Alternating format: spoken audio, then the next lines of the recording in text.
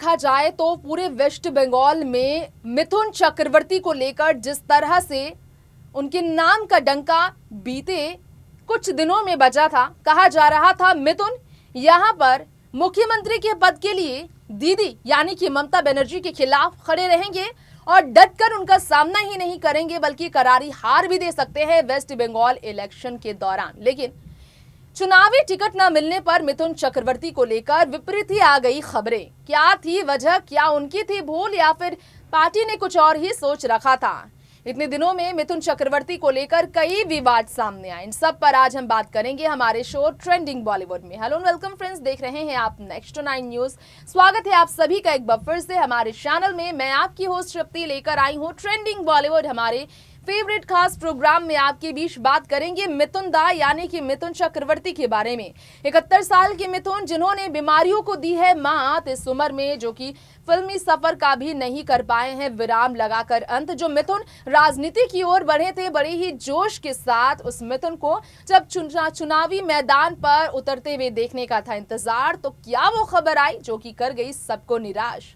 आइए जानते हैं हमारे इस खास रिपोर्ट में। जैसा कि आप भी जानते ही हैं कि फिल्म इंडस्ट्री में 80 के दशक में एक से बढ़कर एक फिल्में देने के बाद अब राजनीति में आकर पश्चिम बंगाल चुनाव में अपना नाम सबसे आगे बीते कुछ दिनों से रखने वाले बॉलीवुड इंडस्ट्री के veteran actor turn politician Mithun Chakraborty के लिए इस वक्त मुसीबत काफी बड़ी उन पर टूट पड़ी है। खबर तो पहले आ रही थी कि मिथुन चक्रवर्ती भारतीय जनता पार्टी के सांसद बनकर वेस्ट बंगाल में अपने नाम का परचम लहराएंगे, कोलकाता से चुनाव लड़ेंगे कहा जा रहा था। कई जगहों पर चुनाव लड़ने में उनका नाम शामिल होगा ये कहा जा रहा था, लेकिन सभी अफवाहों पर विराम लगा। अब कहा जा रहा है कि मिथुन चक्रवर्ती चुनाव नहीं लड़ेंगे।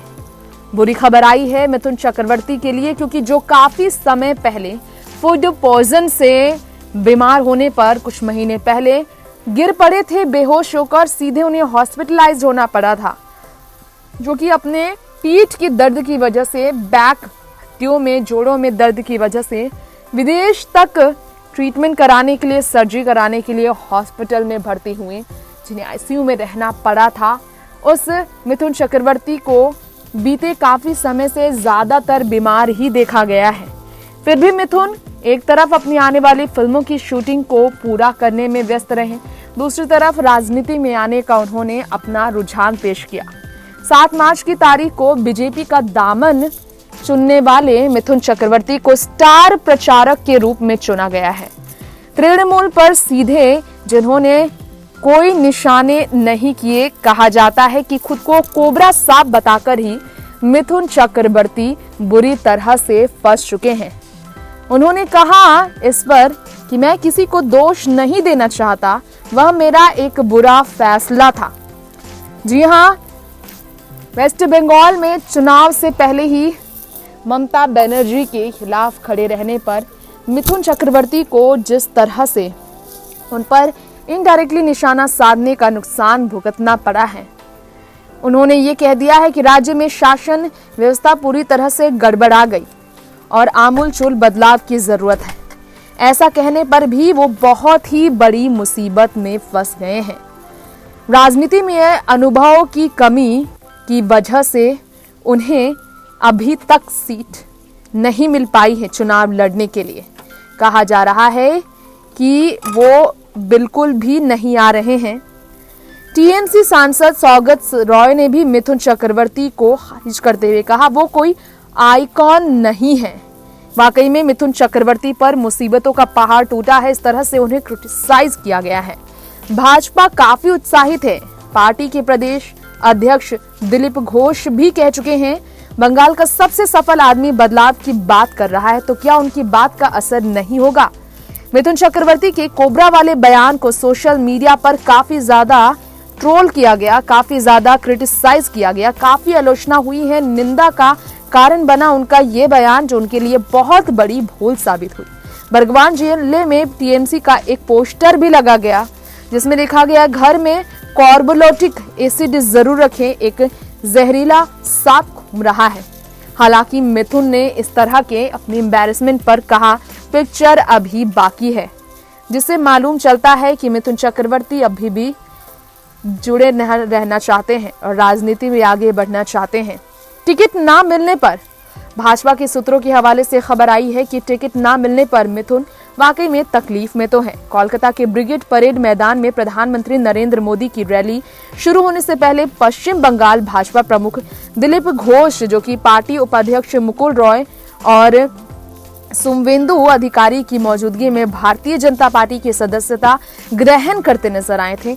उस वक्त चुनाव लड़ने के कयास काफी थे मिथुन को लेकर। बीजेपी मुख्यमंत्री उम्मीदवार के तौर पर उन्हें पेश कर सकती है, इस तरह की भी खबरें आ रही थी, लेकिन ये सिर्फ और सिर्फ अफवाहें ही निकली।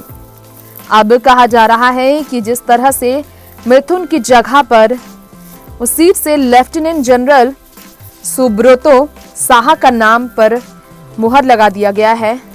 राजबिहारी सीट से उन्हें नहीं मिली है चुनाव लड़ने की इजाजत, जिसके कारण मिथुन चक्रवर्ती के चाहने वालों को काफी तकलीफ तो है इस बात की।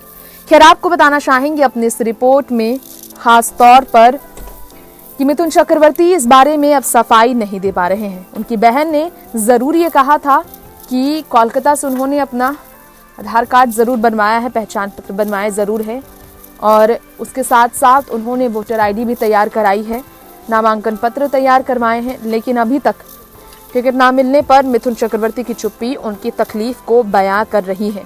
30 मार्च को नंदीग्राम में पार्टी प्रत्याशी सुवेंदु अधिकारी के समर्थन में मिथुन चक्रवर्ती रैली भी कर सकते हैं। स्टार प्रचारक के तौर पर ये कहा जा रहा है, जिसमें केंद्रीय गृह मंत्री अमित शाह भी शामिल हो सकते हैं। इसके अलावा कई चुनावी रैलियों में मिथुन चक्रवर्ती को जिम्मेदारियां मिली हैं, उसे बहुत ज्यादा आगे बढ़ाने की, और बीजेपी में इसका बहुत बड़ा प्रभाव पड़ रहा है बंगालियों पर, जिसका खास तौर पर मिथुन चक्रवर्ती पर जिम्मेदारियां बढ़ी हैं। 71 वर्षीय मिथुन चक्रवर्ती बॉलीवुड के स्टार होने के अलावा पॉप आधारित फिल्मों में भी कई तरह के अभिनय कर चुके हैं, लेकिन बंगाल में उनकी काफी ज्यादा लोकप्रियता भी है। एक्स्ट्रा 9 न्यूज़रूम से तृप्ति की रिपोर्ट। जी हाँ, मिथुन दा यानी कि मिथुन चक्रवर्ती को लेकर ये है पूरी डिटेल रिपोर्ट, पूरी अपडेट इंफॉर्मेशन उनके पॉलिटिकल करियर को लेकर अब तक आई। उम्मीद करते हैं आपको हमारा ये शो ट्रेंडिंग बॉलीवुड जरूर पसंद आया होगा। वैसे आपकी राय क्या है मिथुन चक्रवर्ती की वेस्ट बंगाल में चुनावी मैदान में उतरने की प्लानिंग को लेकर? क्या वाकई में यहाँ पर सिर्फ स्टार प्रचारक बनने के लिए आए थे मिथुन चक्रवर्ती, या फिर उनका मकसद राजनीति से जुड़ना, बीजेपी का दामन थामना, यहाँ पर बीजेपी के झंडे को लहराना ही था? इन सब पर हम बात करना चाहेंगे, तो आप अपनी राय हमें जरूर भेजें। फिलहाल लेंगे इजाजत, नमस्कार।